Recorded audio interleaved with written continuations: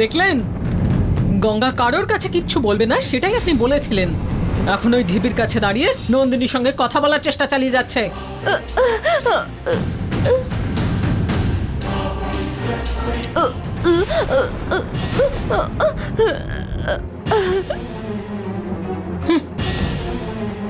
ও যতই চেষ্টা করুক না কেন, ওর গলা দিয়ে আর আওয়াজ বেরোবে না।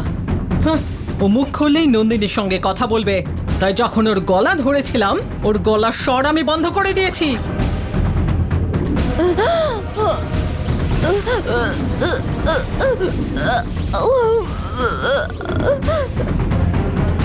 এইটার জন্যে তুমি গঙ্গার গলার আওয়াজ কেড়ে নিলে, এটা ঠিক করলে না। তুমি এই ব্যাপারে জানো না, তাই চুপ থাকো। তুমি গঙ্গাকে নিজের শত্রু বানাচ্ছ, সেটা কিন্তু ভুল করছো। গঙ্গা যে পরিস্থিতিতে ছিল, তাতে নন্দিনীকে সাহায্য করা ছাড়া ওর তো আর কিছুই করার ছিল না, তাই না? তুমি নন্দিনীকে কোনো ধরনের সুযোগ না দিয়ে বরঞ্চ ঠিকভাবে মন্ত্রবন্ধন করে আটকে রাখো, তাহলেই নন্দিনী ওকে আর বাঁচাতে পারবে না। এইটা বুঝতে পারছো না? এই সংসারে হয়তো ভালোবাসা নষ্ট হয়ে যায়, কিন্তু ভক্তি শেষ হয়ে যায় না। নন্দিনীর প্রতি গঙ্গার ভক্তি দিয়েই নন্দিনী ওকে দিয়ে যা ইচ্ছে তাই করাবে। এটা হতে পারে সেটা আমি আগে থেকে জানতাম, সেই জন্যই আমি গঙ্গার গলার স্বর বন্ধ করে দিয়েছি। গঙ্গা আর নন্দিনীর মধ্যে সমস্ত সম্পর্ক শেষ। আমি কথা না বলতে পারলেও আমি বেঁচে আছি। আমি যতদিন বেঁচে আছি তোমাকে ভালো থাকতেই হবে নন্দিনী। তোমাকে এই ঢিপির মধ্যে আমি রাখতে বলেছি, কারণ এই ঢিপির ভেতরেই কালচক্রগুলো আছে। তুমি এখনো বোধহয় কালচক্রগুলো দেখোনি, তোমার কাছেই আছে ওই কালচক্রগুলো। তুমি নিয়ে নাও ওই কালচক্র। যদি তোমাকে বাঁচানোর কোনো রাস্তা থাকে তাহলে আমাকে দেখিয়ে দাও। তোমার জন্য আমি নিজের প্রাণও দিতে রাজি আছি। তুমি বাইরে আসার জন্য আমার যা সাহায্য দরকার আমি করব। তোমার জন্য আমি সব কিছু করতে রাজি নন্দিনী। নন্দিনীর জন্যই গঙ্গা এমন ভাবে কান্নাকাটি করছে আর কথা বলতে চাইছে যে ওকে কথা বলতে দিলেই বিপদ ঘনিয়ে আসবে। গঙ্গার গলার স্বর বন্ধ করে দিয়েছি বলে সেটা না ভেবে গঙ্গার দিক থেকে আমাদের জন্য কি কি বিপদ আসতে পারে সেটা নিয়ে ভাবুন।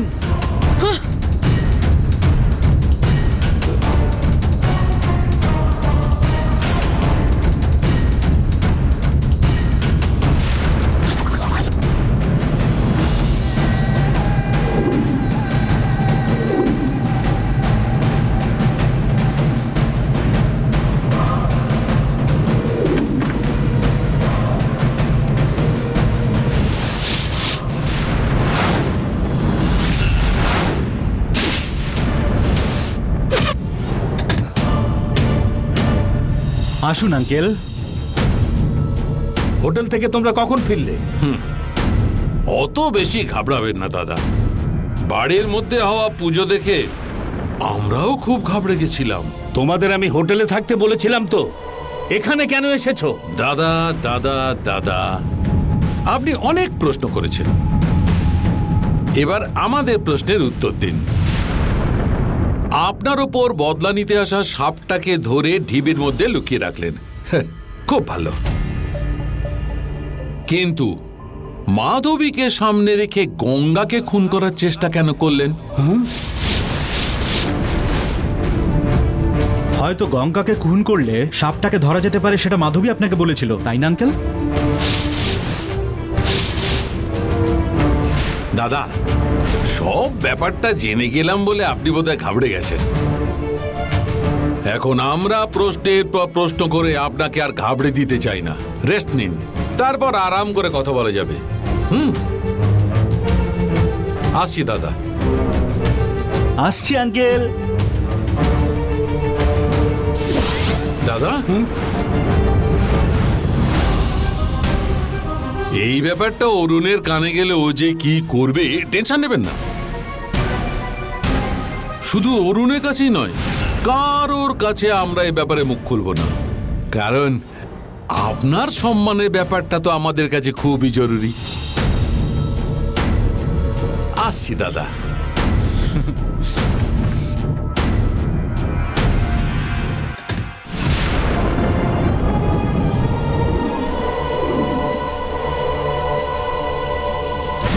এরা দুজন তো খুব কথা বলতে শুরু করেছে।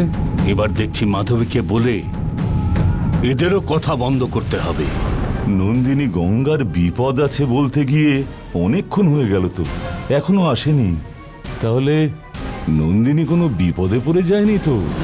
নন্দিনী খুব বুদ্ধিমতী বাবা, ওকে ভাসানো এত সহজ নয়। তুমি এত চিন্তা করো না, নন্দিনী ঠিক চলে আসবে বাবা, তুমি নিশ্চিন্তে থাকো। হ্যাঁ, বাবা, কিরণের ফোন এসছে। কথা বলো মা। হ্যাঁ কিরণ, কোথায় আছো তুমি? আমি এখানে কাছেই আছি। কেন, কি হয়েছে? সবাই যখন হোটেলে আছে তুমি কেন বাইরে গেলে বলো তো? বোর হচ্ছিলাম বলে এলাম। কেন, ওখানে কিছু হয়েছে নাকি? ঠিক আছে ঠিক আছে ঠিক আছে, একদম টেনশন করবে না। সবাইকে ফিরে আসার জন্য আঙ্কেল ফোন করেছেন। হ্যাঁ, সবাই এখনই বেরোবে আর কি। আহ, আমি আর তুমি একসাথে আছি বলে এই ভেবে সবাই আমাকে ফোন করছে। আহ, তুমি তাড়াতাড়ি চলে এসো, ঠিক আছে, আমি এক্ষুনি আসছি। একদম লেট করবে না, না হলে কিন্তু সবাই আমাকে বকবে। ঠিক আছে, শুনলাম তো, যাচ্ছি। ফোন রাখো এবার। হ্যাঁ, কি হলো মা, তোমাকে যেতে বলছে নাকি? হ্যাঁ বাবা, সবাইকে এক্ষুনি বাড়িতে ফিরতে বলেছে। আমিও হোটেলে ফিরে সব গুছিয়ে ওদের সাথেই ফিরে যাব। রাজশেখর বাড়িতে সবাইকে আসতে বলছে মানে পুজোটা শেষ করেছে মনে হয়। নন্দিনীকে ধরার জন্যই এই পুজোটা করেছে। নন্দিনীর খারাপ কিছু হয়ে গেল না তো? আমি এতক্ষণ তোমাকে সাহস দিচ্ছিলাম, কিন্তু এখন তো আমারই টেনশনে বুক কাঁপছে। আমাকে এবার বাড়ি ফিরতে হবে বাবা, ওখানে গেলে জানতে পারবো নন্দিনীর কি হয়েছে। তুমি এবার একটু মাথা ঠান্ডা রাখো বাবা, আমি আসি। দেখ মা, নন্দিনীর কি হয়েছে সেটা না জেনে আমি কি করে মাথা ঠান্ডা রাখতে পারি? বাবা, নন্দিনীকে কেউ কিচ্ছু করতে পারবে না। নন্দিনী যেখানেই থাক ভালো আছে। আমি গিয়ে তোমাকে ফোন করছি, তুমি একদম ভয় পেও না। আমি এখানে থাকতে পারবো না মা। বাবা, আমি কত দূর থেকে তোমার কাছে পৌঁছে গেলাম তো, আর নন্দিনী তো তোমার কাছেই ছিল, কোথায় যাবে? পার্বতী মা, জঙ্গলের দেবী সবাই নন্দিনীকে রক্ষা করবে বাবা, চাইলে ওরা নন্দিনীর কোনো ক্ষতি করতে পারবে না। তাহলে নন্দিনীর কিছু হবে না বলছিস? নন্দিনীর কিচ্ছু হবে না বাবা, তুমি একদম নিশ্চিন্তে থাকো, আমি আসছি। ঠিক আছে মা।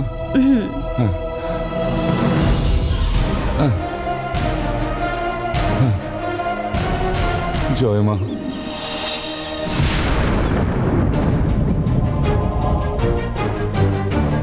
জঙ্গলের দেবীর মন্দির থেকে ওই চক্রগুলো আমরা নিয়েছিলাম, তাতে আমাদের সবার ভাগ্য বদলে গিয়েছিল। শুধু ওই নন্দিনীর হাত থেকে আমাদের জীবন বাঁচানোর জন্য ওগুলো আমরা কাছে রেখেছি। তুমি আমাদের বাড়ি থেকে চলে যাবার সময় এই কালচক্র আমি তোমাকে দিয়ে দেব।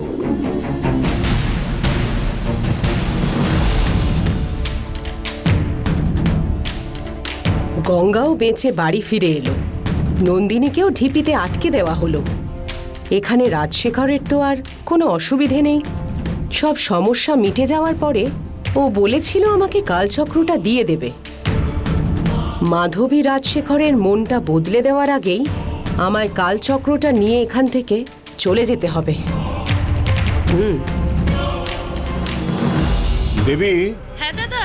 বাড়ির পুজো খুব ভালোভাবেই হয়েছে। হ্যাঁ তুই হোটেল থেকে সবাইকে সঙ্গে নিয়ে হ্যাঁ, বাড়িতে চলে আয়। আচ্ছা চলে আসছি। হ্যাঁ দাদা, ঠিক আছে, আমরা সবাই চলে আসছি। হ্যাঁ সন্ধ্যা একটু বেরিয়েছে, ও হ্যাঁ। ফিরলেই আমরা চলে আসছি। ঠিক আছে ঠিক আছে, ওসব পরে হবে, হ্যাঁ তাড়াতাড়ি চলে আয়। ঠিক আছে দাদা। হ্যাঁ। কি হলো মাধবী? নন্দিনীকে মন্ত্রবন্ধন করার কারণ হলো চারদিকে নাগদোষ কাটাতে হবে। কি হলো মাধবী? নন্দিনীকে মন্ত্রবন্ধন করার কারণ হলো চারদিকে নাগদোষ কাটাতে হবে, তাই নন্দী পুজো দরকার। আমি গিয়ে স্নান করে আসছি, আপনি এদিকে পুজোর ব্যবস্থা করুন। হ্যাঁ, তুমি যাও স্নান করে এসো। নন্দিনী আর ঈশ্বরকে রেখে আমাদের হল ঘরে বড় করে পুজো করব। এটা কোনো সামান্য পুজো নয়, এটা আমার করা পরিহার পুজো হবে। আমার রুমে এই পুজোটা করার ব্যবস্থা করুন। ও ঠিক আছে মাধবী, তাহলে তাই হবে। এসো ভৈরবী। তাহলে কি বলছে শিব তপস্বিনী মাধবী? মাধবী নন্দিনী আর ঈশ্বরের পুজো করবে বলে ব্যবস্থা করতে বলছে। আমি শক্তি পুজো করতে চাই। ও তাই? তাহলে তোমার শক্তি পুজোর জন্য ব্যবস্থা করছি। একজন এক দিকে পুজো করবে। না না না, আমি যেরকম সেরকম জায়গায় শক্তি পুজো করতে পারবো না। সমুদ্রের মাঝে মধ্যস্থলীয় দ্বীপের মতো একটা জায়গা আছে, আর সেই দ্বীপে একটা খুব জাগ্রত কালী মন্দির প্রতিষ্ঠা করা আছে। আমি ওখানেই শক্তি পুজো করতে চাই।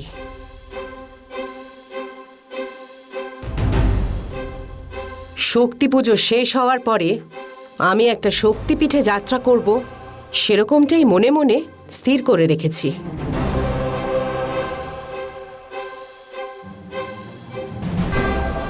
সেই জন্যে আমি এখন মহল থেকে চলে যাব। তুমি তো পরিপূর্ণ যোগিনী। তুমি যখন সিদ্ধান্ত নিয়েছো তখন ওটা কেউ আর বদলাতে পারবে না। নিশ্চিন্ত মনে পুজো করে এসো। রাজশেখর, তুমি কি ভুলে গেছো তুমি কি বলেছিলে? তুমি বলেছিলে তোমার কাজ হয়ে যাওয়ার পরে আমাকে তুমি কালচক্রটা দিয়ে দেবে। তুমি এখন এমন ব্যবহার করছো মনে হচ্ছে তুমি সমস্ত কিছু ভুলে গেছো। আরে আমি না জেনে কিছু বলছি না, আমি জেনেই এই কথা বলছি। নন্দিনীকে ধরবার ব্যবস্থা করবার পরে তুমি যে কালচক্রটা চাইবে সেটা আমি আগেই জানতাম, তার হিসেবও করে রেখেছি। শুধু হিসেব করে গেলেই তো আর হয়ে যাবে না, এবার আমার হিসেবটা চুকিয়ে দাও। আমি কেন হিসেব চোকাবো? হ্যাঁ? আমি কেন তোমাকে কালচক্রটা দিতে যাব? একদম নিজের কথা বদলে ফেলবে না। নিজের সমস্ত সমস্যা ঠিক হয়ে যাওয়ার পরে তুমি আমাকে ওই কালচক্রটা দিয়ে দেবে বলে নিজের ছেলের নাম নিয়ে দিব্যি করেছিলে। সেই সব কথার কি হলো? সবকিছু একেবারে এখন ভুলে গেছো নাকি? আমি এইরকম কোনো কথা বলিনি। আমার সমস্যাগুলো তুমি ঠিক করে যদি দিতে পারো তাহলে আমি তোমাকে আমার কালচক্রটা দিয়ে দেব বলেছিলাম। হ্যাঁ? কিন্তু আমার সমস্যাগুলো তুমি ঠিক করে দিয়েছো কি? আমার এই বাড়িতে গঙ্গার রূপ ধরে নাটক করতে এসেছিলে তুমি। একদিনও কি তুমি গঙ্গার মতন হয়ে থাকতে পেরেছো?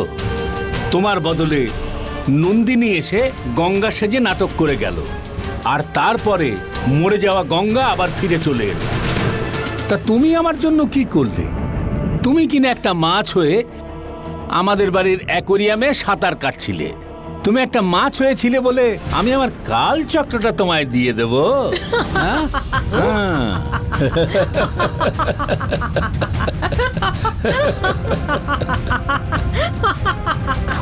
তোমার এখন খুব হাসি পাচ্ছে তাই না? আমি সব জানি, তুমি সব শিখিয়ে দিয়েছো, আর ও সব তোমার শেখানো কথাই বলে যাচ্ছে। না হলে তো ওনার এইসব কথা বদলানোর কথা নয় একেবারেই। ওই জন্যেই তুমি হাসির সাহস পাচ্ছ। এই রকম অসম্মানসূচক কথা কিন্তু আমি একদম সহ্য করব না। এই ভৈরবী শুধুমাত্র বিশ্বাসী মানুষকেই সম্মান করে। তোমার মতো বিশ্বাসঘাতককে সম্মান করে না। আমি হয়তো গঙ্গার ব্যাপারে তোমাকে সেইভাবে সাহায্য করতে পারিনি, কিন্তু তার বদলে নন্দিনীর ব্যাপারে তোমাকে সম্পূর্ণ সাহায্য করেছি। নন্দিনী যে মনুষ্য রূপটা ধারণ করেছে আর সেটা যে গঙ্গারই রূপ, সেই রহস্য আমি যদি না বলতাম তোমরা কি জানতে পারতে? গঙ্গাকে বাঁচানোর জন্য নন্দিনী এসেছিল বলে তো ওকে ওখানে ধরতে পারলে। সেরকম যদি দেখা হয়, নন্দিনীকে তোমরা যে আটক করেছো সেটা শুধুমাত্র আমার জন্যই সম্ভব হয়েছে।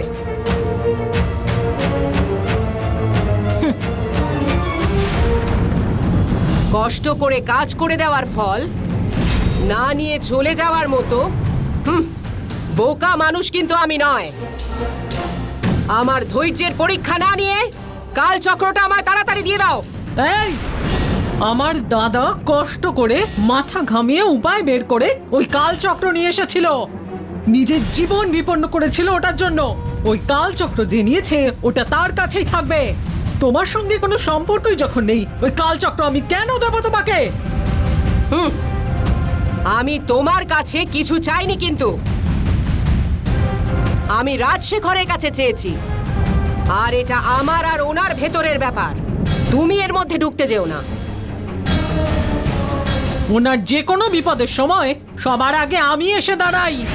তুমি ওনার হয়ে যদি সামনে দাঁড়াও, আমি কিন্তু তোমাকে আমার শত্রুই ভাববো। তোমার আমার মধ্যে কোনোদিনই সম্পর্ক ছিল না। তোমার সঙ্গে পরিচয় হওয়ার দিন থেকেই তুমি আমার চরম শত্রু। সেই মুখ দিয়ে শত্রু কথাটা উচ্চারণ করলে তো? তুমি ওকে শিখিয়ে দিয়েছো বলে ও আমার সাথে এই ব্যবহারটা করলো। তোমাকে শেষ করে তারপর আমি কালচক্র নিয়ে কথা বলতে আসবো। আমি স্বয়ং শিবের তপস্বিনী। ওই জঙ্গলের মধ্যে তুই আমার থেকে যে শিক্ষা পেয়েছিলিস সেটা মনে নেই?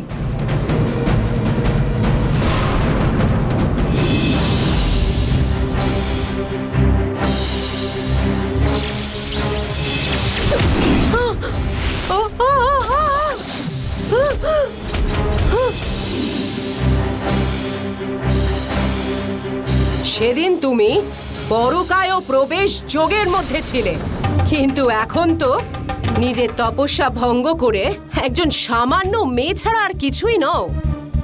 তোমাকে শেষ করে দেওয়া আমার জন্য কোনো ব্যাপারই নয়। আমি তোমার সামনে এইখানে দাঁড়িয়ে আছি, আমার গায়ে হাত দিয়ে দেখাও। আমি কেন তোমার গায়ে হাত দিতে যাব? একটা গাছ কেটে ফেলে আরেকটা গাছের ওপর ফেললে দাঁড়িয়ে থাকা আরেকটা গাছ নিজে থেকে পড়ে যায়। তোমার বদলা নেওয়ার জন্য যথেষ্ট রোষের মধ্যে নন্দিনী আছে। ওকে যদি তোমার সামনে আমি ছেড়ে দিতে পারি, ওই তোমায় শেষ করে দেওয়ার জন্য যথেষ্ট। এই, আমি সবার চোখের সামনে ওই নন্দিনীকে ঢিবির ভেতর ঢুকিয়ে মন্ত্রবন্ধন করে দিয়েছি। ওকে বাইরে আনার ক্ষমতা কারণ নেই। ওকে বাইরে আনবে তুমি, তোমার কোনো ক্ষমতাই নেই।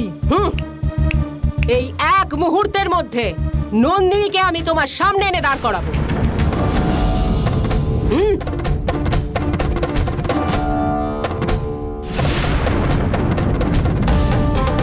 মাধবী, ভৈরবী শক্তির পূজারীও যা ইচ্ছে করতে পারে।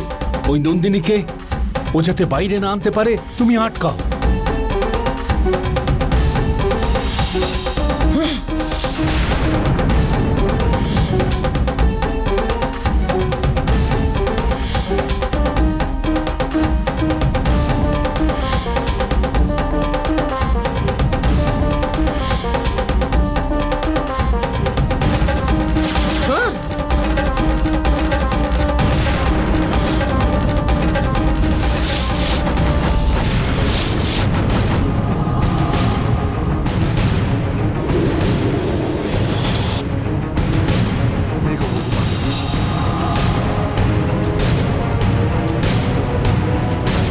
এই ঢিপিটা দেবীর উদ্ভব রূপ বলে আমি জানি। ঢিপিটা যদি আমি ভেঙে দিই, দুধে বিষ মেশানোর মতোই সেটা হয়ে যাবে, সেটাও আমি জানি। এই ঢিপির মধ্যে থেকে তোকে বাইরে আনার জন্য আমি এই পাপ কাজটা করছি।